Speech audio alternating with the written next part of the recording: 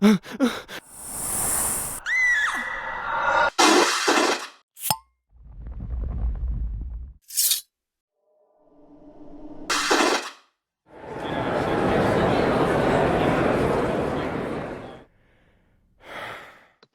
and welcome to the Supernatural Fandom Track here at Continual. I'm your host, Gail Martin, and tonight we are talking about ruling hell, who did it best. But before we dive into that, let's let our wonderful panelists introduce themselves, starting with Elektra. I'm Elektra Hammond. I'm a writer and an editor, and I have been involved with Supernatural since the very beginning.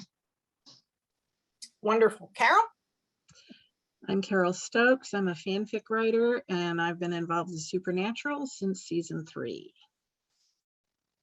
And I'm Gail Martin, and Morgan Bryce. As Gail, I write epic and urban fantasy and some near future post-apocalyptic. And as Morgan, I write urban fantasy, male paranormal romance, but all the modern worlds are ones Sam and Dean could walk into and feel right at home. So over the course of the series, Hell went through several management changes, shall we say. And let's start at the very beginning and talk about who was running Hell when Lucifer was in the cage. How did that work? Because That's a good question. It wasn't Lucifer. Crowley didn't really come on the scene until... Okay. As far as, according to the wiki, okay, when we first came upon the universe from Sam and Dean's point of view, old Yellow Eyes, Azazel, was running Hell. He was a prince of Hell, and he was running the show when we first joined things. And it was not a pleasant place to hang out. And that makes sense because he was the one who was building the army and all of that and grooming. And he had a plan. He had a plan. He had a lot of plans. Things were starting to come to fruition with all those kids he had seeded years ago. And the people that had those babies, the babies were getting old enough for him to do something with. I love it. You start right off with, according to the lore, in this case, the wiki. Well, when in doubt, yeah, I stopped to think about this one and realized that I only could name a couple of rulers of Hell, and I had no idea who ruled it back then, or who was in charge when Dean got grabbed. So I went back and looked it up. Okay, that makes sense. That makes sense. So we had Azazel and his army, and he lasted for a while. And then we have Crowley. And we actually did get to see some backstory much later about how Crowley got to be King of Hell. Okay, somewhere in between, Lilith ran things. Okay. Because Lilith was the first demon created by Lucifer. And once she came into ascendance, she apparently ran things for a while. That makes sense. Once she was gone with the failed attempt to make things happen, Lucifer was still in the cage, things fell to Ramiel. And he said, nah, no thank you, just leave me alone. I want to go fishing. Yeah. And I love that he was pretty mellow for a Prince of Hell. Pardon? He was pretty mellow for a Prince of Hell. Yeah. Unless I love that. Yeah, I love that flashback where he offers it to Crowley. Crowley hesitates. That other girl almost takes it, and then Crowley says, "No, I'll take it. I'm all about that." Well, which we didn't realize was all that weird until we meet Abaddon, and she's like, "No, he's a salesman. He can't be the King of Hell. That's not possible." But by then, we've completely established this idea that Crowley's in charge, and we're good with it. Yeah.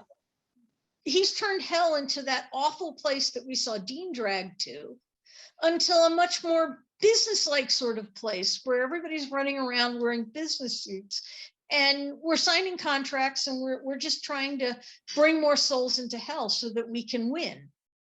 because it's all a competition with heaven over who gets the most souls. And not just bring them into eternal suffering and damnation, we put them into never-ending lines that start over again when you get to the front. He's into clever torture. Mm-hmm. Yeah, what's your thought on all that, Carole? Well, I know I don't want to get stuck in those lines.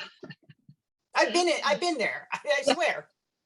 DMV used to be like that, but they revamped ours now, and it runs much smoother. Crowley may have been hesitant to take on the role, but certainly once he took it, he got into it and he gave it his all. He really was, enthusiastic, and he loved the power. He loved using the power. And then when we see him battle his whole human blood addiction and everything, he is well used to my way is the way, and he doesn't cotton to any back talk or dissension or anything like that. Unfortunately, his adherence to that view leads to some of the plotting against him, but he always manages to get that upper hand back, with or without Winchester aid, because sometimes it's in the Winchester's best interest to have Crowley help them, so they help him. So really, when he finally is gone, he's gone of his own volition. He's gone of his own choice. He isn't gone because he got evicted or overpowered. Lucifer gets that upper hand there for a while, but he doesn't vanquish Crowley. I think the reason I enjoyed Crowley so much, aside from Mark Shepard being super awesome, is that Crowley made sense. He played fair. He made deals and he kept them. Yeah, yes, they were very long and complicated, and you had to read through all the fine print before you figured out how he was going to screw you. But I mean, he went after demons who made deals with people and then reneged on them or found a way around them. It's like, we're hell, but we're honest. We give somebody 10 years and we don't find a way to take it away. You can rely on us. Yeah. We're not like the other guys. We give you 10 years and then we come and get you. We're going to be around forever. We can wait 10 years. I immediately thought of Becky having made that deal with the demon who was her stylist or her buddy. Yeah, and what is it? I know his last name is Leslie Odom, who was in Hamilton and everything and is now a huge star on Broadway. And he was playing fast and loose with the terms, and he got poofed for that. It wasn't playing fast and loose. They didn't. It was my apprentice. He was what? He would make the deal, and then he would have his apprentice go and take them out. Right. He found a way around. And Crowley did not like that because yes, it was breach of contract.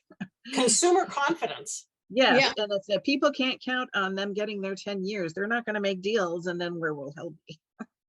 Yeah, you're only looking at the short-term gains. You're not playing the long game. Right. And Crowley was all about the long game, and he wasn't above going out and having some fun, having a few beers and hanging around with Dean. Which is interesting considering that there were other knights of hell like Azazel and Abaddon and Ramiel who tried to take over the place. And there's Crowley hanging out with Dean, who, if he had really embraced his Knight of Hell self, not only does the guy have a brother who's supposed to be the boy king, lots of fan fiction has been written about that, just saying, let's embrace our other destiny. I think it's just interesting that Crowley and Dean became buddies because Dean could have posed a real threat to Crowley's throne. Well, yes, because they kept needing him to use the first blade. And, you know, he could have just as easily turned on Crowley with it. But they were really seemed to be getting on. Those were really the buddy stuff of the unlikely pairings are always the fun part. It reminded me somewhat of Arya and the Hound running around in Game of Thrones. You don't expect it to be fun, but it is. Yeah, I often think about that whole idea of Sam's destiny, so to speak, of being the boy king. And I have read stories where Sam handled Dean's deal by just claiming his heritage and walking in and getting his brother. You know, they're Winchesters, there are going to be consequences anyhow. And then it's all going to go to crap no matter how he does it. And sometimes, you know, in the stories he stays and remakes hell, and sometimes he picks a worthy successor and says, don't screw this up or I'll come back for you. And I think that that's an interesting road not taken, because apparently if they hadn't had the writer's strike at the end of season 3, there were plans for Sam to embrace more of his powers. And because the season was short, they, you know, cut that part. So fan fiction is a window into what might have been there if we'd have had the brothers Winchester running hell, which would have had awesome pie, I'm sure, and salads. I knew season 3 was supposed to end with Sam rescuing Dean from hell, but I had not heard that about part of that being that he would embrace more of his powers. And that would have been so great to see. I mean, he was so great as Samifer, and anytime he was dark, he was just fantastic. And in the fan fictions, like you say, sometimes he embraces it, and even when he embraces it, sometimes he just goes totally all out evil, and other times he tries to make hell a kindler, gentler place. So even within Sam being the boy king, there's a couple of different directions it can go. And boy, I would have given money to see that, but instead, at least we get that one fantastic scene. What is it in season 14, where, you know, all these demons are having this big cat fight about who's going to be ruling hell, and he's like, y'all have to come through me. And that was just like, yes. And then it just kind of died there, but that scene was great. There will be no new king of hell. Yes, we had a glimpse of what could have been. So Elektra, you were going to say something. Just that each king that came through, of course, redid the place. And hell is huge and has all those interesting layers and nooks and crannies and places, and they all remade it to be like, you know, Crowley with the long lines of souls endlessly waiting. And, you know, we finally get the payoff at the end where Rowena has just made it into an elegant, beautiful place to hang out, because, you know, you knew she would. If she was going to end up down there, it was going to be an endless cocktail party. Yeah. Well, in between, we briefly had Lucifer running the place in between things. And he was probably one of the least interesting rulers of hell. He was more interesting when he was on Earth, and he seemed to be frustrated by not having the people. He didn't seem to like hanging with demons anymore. Yeah. I felt like they pulled his teeth as time went on. He was, I mean, in season 5, he was certainly creepier, you know, but when Sam's having all of the hallucinations of Lucifer, he was amusing, but he wasn't necessarily scary. And then by the time we're in the AU, it's just a mockery of his former self. You know, I don't know why they're afraid of him at all. And actually, they don't even really seem to be afraid of him. And then he's the comic relief when he comes back to our world, and, you know, and he has no power. and he's claiming to be the devil, and he can't do anything. Or that whole bit with Nick running around deciding that he wants Lucifer back. That just seemed like, what, they couldn't come up with a better villain? Well, even when he's in AU world, you know, with Mary and stuff, it was like, it was a shadow of what he even had been, to say nothing of what he should and could be. And did the writers just not know, oh, we have like the devil, let's just have him be a whiny little bitch. You know, the angels on AU were, some of them, so scary. I mean, Michael from AU was a truly terrifying villain. And they really could have gone with bringing over some more of that. And yes, instead they went with the whiny little bitch. Although it did give us an incredibly powerful exit for Crowley. I mean, he not only came in as an interesting character, he had an interesting run the whole way, and him and Rowena had really, really powerful exits.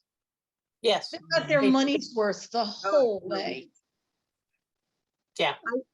I read a thing on very recently, and that said Rowena should have been his ex-wife, not his mother. And I thought that would have been fabulous. That would have been really, you know, because they had such sparks. And I'm not saying that in a, you know. You're right. The dynamic they had. Yeah, would have been just would have really, you know. That would have Jackie Gleason to the moon, you know. I mean, it just, they were so snappy with each other, and it was wonderful. They played so well off each other. And instead of making the other people she cared about be like the kid she almost adopted, they could have been various other lovers that they each had. Along the lines of they kept bringing in like the kid that was like a son to her. Oh, which was ridiculous. His son. They could have been other people that they were involved with. Yeah. Much as we saw where Charisma Carpenter and James Marsters were fighting in that episode where they're the witches who both had, you know, their flings on the side and stuff. And the electricity. That was great. That would have been great to explore with Rowena and Crowley. And having a very tired mother-son be annoyed at each other and end up in bed. That would have really worked. Yeah. It's too bad they blew that. You're right. Yeah. That was unfortunate. But I think both of those. One for Carole. I'm sorry? That was one for Carole. That was a very good point. The way they acted, definitely. Yeah. Yeah. Would have been great. I thought that Asmodeus was pretty convincing as the Knight of Hell for the time he held sway over hell, fried chicken or not. And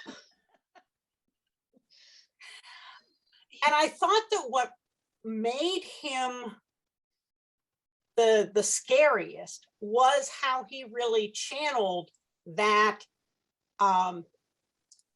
pre-Civil War Southern plantation owner vibe in everything he did and said and the way he phrased things. And that was, I thought, a very solid characterization in terms of somebody who had no doubt that he deserved to own other people and determine their fate. He'd done that when he was alive. He did that now.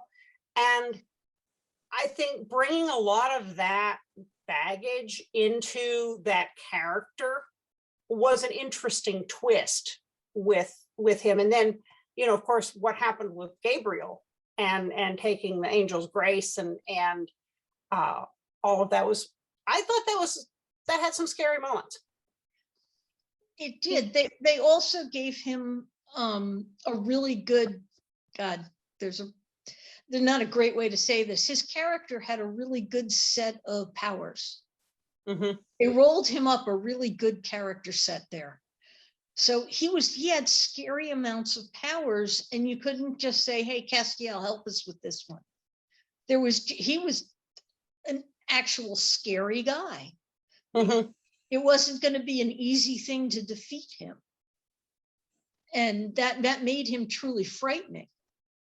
Not just his attitude and, the Southern gentleman underneath, which was a guy that could just, snap his fingers and kill you. But there was menace underneath there. He was powerful. And it gave you the real hint that these Knights of Hell, I mean, Abaddon had just been tough to kill, but all they really had to do was trick her. And then she was killable. He was a lot tougher to deal with. Part of the difference there is Abaddon is a knight of hell.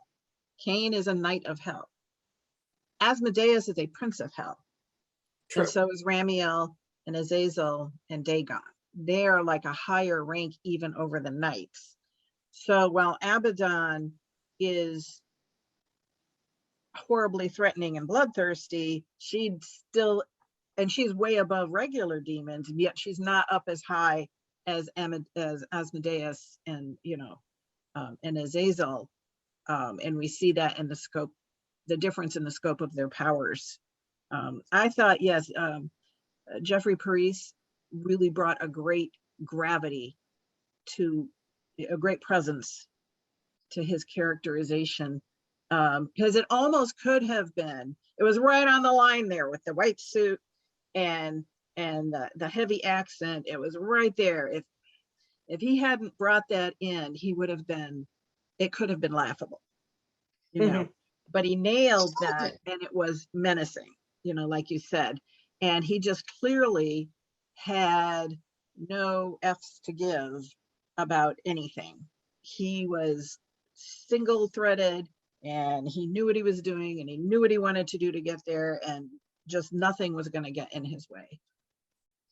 I think one of the things that I thought was very frightening about him was that it did hearken to something in real life, that there were people who held sway over other people's lives and felt they were entitled to buy and sell them and do with them as they pleased, and thought they were still good people for having done that, but that they believed it was their right to do that. And he channeled that so well that with some of those echoes back, we haven't met too many archangels in real life. We haven't met too many, some of the others, even Crowley. Okay. Maybe we've met somebody like him in a pub over in Dublin or something, but Asmodeus, you could actually say, there actually were guys like that around. And that was scary. And he did it so well. You're right. And then we see him at a convention doing his drumming, and he is such a chill guy. He was so mellow. He is. You look at this and go, wow. It's like death.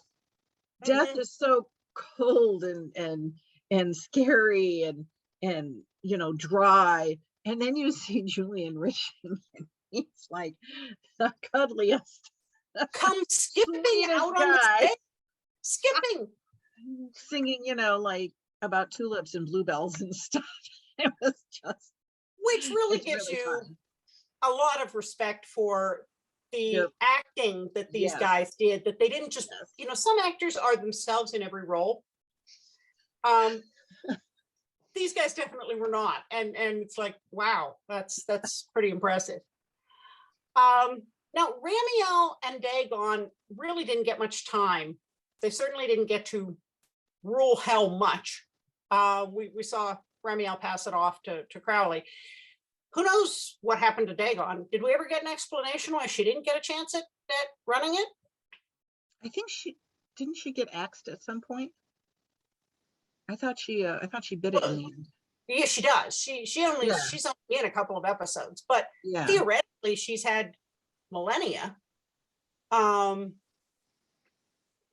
They just seem to kind of whip her up. And can I just say, it's a little bit stereotypical that they had to use the female vesseled Prince of Hell to take care of the pregnant woman. I mean, come on. That was just, On and the we're not other even hand- talking that Dagon had any clue what was happening. She was just like, shut up, eat Well, this. she wasn't very nurturing about it. So there is that. There is, but oh my gosh, couldn't they, why couldn't Ramiel have done it and Dagon could have been the one to pass? You know what I mean? I was just kind of like, Well, can you imagine "You're better Rowena than this." taking care of her? Taking care of Kelly? I mean, Rowena would have done it right. Oh, you poor wee You bear. poor thing. You're feeling poorly. Yes, but everybody wanted control of Kelly because they just wanted control of Jack because he was going to be the most powerful being going. It wasn't because they wanted to be nice midwives. Right.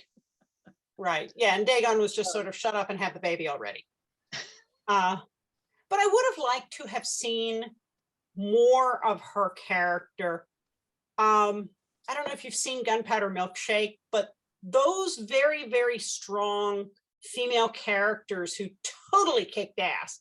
I was watching it thinking, okay, this would have been great for Dagon and some of the stronger women in Supernatural would have been perfect in that kind of a setting. So it would have been interesting. It would have been interesting to see what she would have made of hell, since we've gotten other people's visions of it. Sadly, I think it's all part of that unfortunate decline as Supernatural wound down to those last couple of seasons where things were erratic and characterizations were kind of all over the board, and a couple episodes we're doing this, and now a couple of more episodes, oh, we're doing that. And did you even watch the show before you wrote the script? I think some of them did not. Pretty sure some of that happened. And so then we have Rowena. Did I leave anybody out there in between? I think so. Nope, I think you got them all. It's a pretty direct chain, at least. There's not a lot of, I love that Rowena became Queen of Hell. That was brilliant. She was so elegant about it too. And I loved how they completely changed her style, because gone was the long flowing ringlets and the long lace and silk and velvet gowns. And here was a, great modern hairdo with the snappy pantsuit and everything. And we knew right away, as soon as we saw her, we knew this is a new and improved Rowena. Well, this was the businesswoman Rowena. Yeah. Mhm. She didn't need to be a witch anymore. She was, in charge of hell. Well, and It was a whole other level. she didn't need to be the power behind the throne like she was the influenced throne. Carole. She was the throne now. Yep. It was wonderful. And she liked it. Mm-hmm. And her line that nobody gave her anything. She took the throne, which really I would have paid money to have watched those episodes where Rowena takes hell by force. She would have smacked some demons around. That would have been great. Mm-hmm. Well, it turns out whenever there's a power void in this version of hell, they all stand around saying, well, who should be in charge? And apparently she walked in and said, obviously it should be me. And by the time anyone got around to saying, well, maybe I should have fought her for it, she had everything reorganized. And everyone was at least decently happy, although not everybody was thrilled about the cocktail parties. But, it beat a lot of the other stuff that had been going on. Well, in that sense, the demons were somewhat like the angels in terms of the majority of them being followers who just wanted to be told what to do. They didn't know how to lead. They didn't really know how to think independently. You had some offshoots, and they were the ones who tended to cause trouble. But for the most part, I got the impression that the demons just wanted to be told to go do something. They were built that way, the same way the angels were. Yeah, Because if Maybe some of- you have too many Indian chiefs and not enough Indians, it just Mhm. doesn't work. I wonder if some of that is because they're soulless. Like maybe they lose some of that initiative, you know, and independent thinking because they no longer have a soul. And so they want to be directed a little bit. well, it could be that the ones who have been there the longest, who weren't an archangel or something to start with, started to lose that sense because, you know, Crowley and Rowena and even, well, Lucifer was an archangel, but Crowley and Rowena retained that sense of self and that Mhm. cleverness and that human side to an extent, where most of the rest of the demons were just worker ants.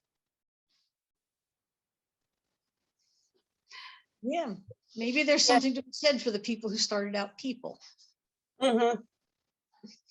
And maintained some of that, even beyond some of the archangels, because the archangels were coming from a different dysfunctional family further up, but they didn't have a whole lot of insight about how to do it much better. Nick, you know, Lucifer was still kind of the absent dad even when he came back. Well, where have we seen that before? And I thought the most interesting transformation there was Gabriel when he was Asmodeus's captive. That there was something really terribly frightening about how he played that captive that really, I thought, fed into the idea that, hey, Asmodeus is a big bad guy if he can do this to Gabriel, who we knew Yeah. was not a slouch.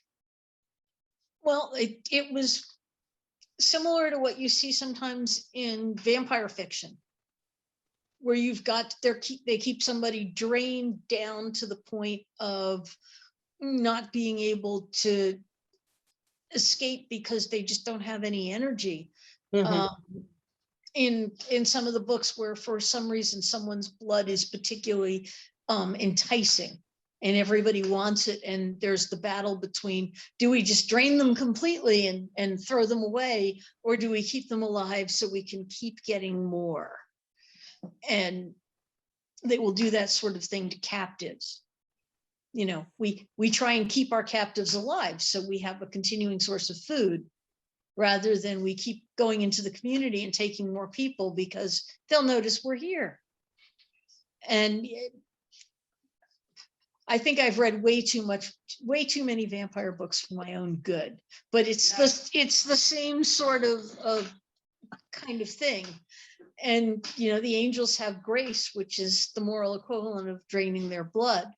And if you take all of their grace, well, then they're human. And we saw with Castiel that he just lost the desire to do much of anything when he didn't have his grace. He was lost. So going back to the beginning, if Azazel was in charge of hell for the first 2 seasons, then he dies at the end of season 2. Who was in charge of hell when Dean got pulled down? Was that Lilith? That must have been Lilith, because she was pulled down in season 3, wasn't it? Or 4? 4. Yeah. Sam kills her at the end of season 4. I would say Lilith. So it has to be Lilith because Lilith held Dean's contract. Right. So we had Lilith until the end of season 4. And then Lucifer got to his cage. And then he got put back in season 5. At which point we then apparently got Crowley. Because Ramiel that behind the scenes we saw later, because we already had Crowley because he was making the deals with, he made the deal with Bobby, and why did Bobby have to use Tony? And we got Ramiel we got Crowley for the better part of a number of years, except for when he was fighting with Abaddon over it. Which was entertaining. They actually had a war over who was going to be in charge. And that was an entertaining little sequence there. Well, Abaddon was such a great character, and she was so strong. She was highly focused, very skilled, no compunctions about anything. And a And snappy. she saw the vacancy, and she Well, she went. was also a politician. She went to the demons and said, "Why are you working for Crowley? I will give you what you want if you work for me instead." Oh yeah, she was smart. Exactly. She wasn't just throwing her weight around or, using her power. She was smart, and By then knew it how to was work it. Crowley was like, "I'm the king of hell, listen to me." And she was, "Well, why are you listening to him? I will give you X, Y, and Z. Don't you want these things?" And they were like, "Oh yeah, we want those things. We'll work for you. You're way more fun than Crowley." Well, isn't he also fighting his addiction by then? Yeah. So not only are they fighting for this, but he's in a weakened state, really. He's vulnerable, and he's made himself vulnerable. And the demons have seen that. So a lot of them had already been losing respect, because they're like, we're not out doing demony stuff. We're watching you, cry as you watch soap operas. Well, and he's palling around with Dean. Yeah, with Dean. And they're not understanding why he wants to hang out with humans, and why he is those humans in particular, especially the Winchesters. Those Winchesters, they're just trouble. Everybody knows who they are. I also love the physical remodeling that hell went through over the years. At first it really looked like that medieval torture chamber, and then it gradually gets a lot more elegant, as your background witnesses, Elektra. Well, people have Yes, taste. I like that. I did really like the medieval era of it, though. Like, I loved when they go in to look for Bobby, and there's all those little cells and all these little alcoves, and Sam is walking by, and like there's that woman constantly going, "You came to get me. I knew you would," and everyone's trapped in their own kind of loop of despair. And I loved that. You could tell it was like dank and dark and wet and, horrible. And They were medieval dungeons. Yeah, it was great. Now, who's to say that just because Crowley had the elegant part, like where Elektra is, for his own suite and his meeting rooms to do everything, doesn't mean they still didn't have some of that, Oh, I think those cells were around for Crowley, weren't they? What? I think those cells were around for Crowley. I think that was part of his time, wasn't it? Those medieval cells? Possibly. When Lucifer came back and they want to it's season cure a demon, kill the hellhound, bathe in hellhound blood, save a soul from the hell. trial. Yeah, that would the trial. be season 8. Yeah, that was Crowley. Yeah, that was Crowley. So I guess, yeah, see, he did keep a wing around.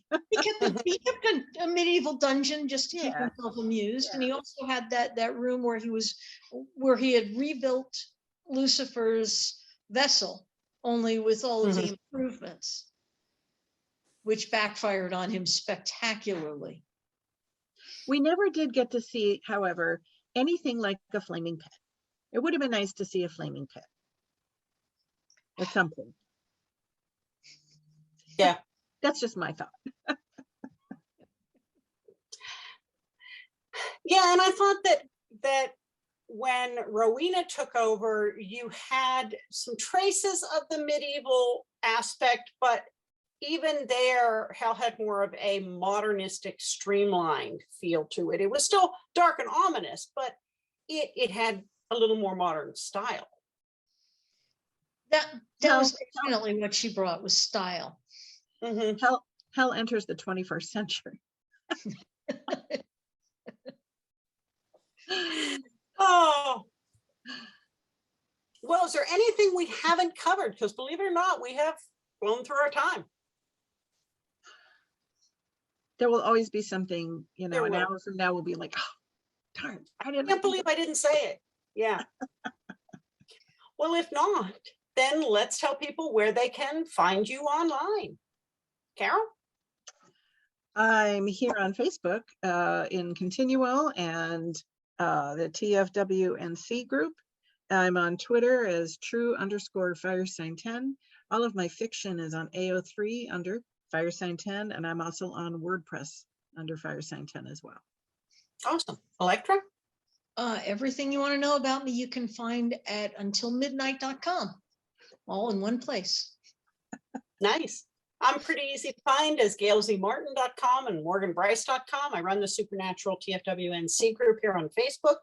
I'm a columnist for the Winchester Family Business blog, but most of the time you can find me here on Continual. So thank you both so much. I had a great time talking about the rulers of hell. And thanks all of you for watching and listening. There'll be more Supernatural coming up. So we'll see you online.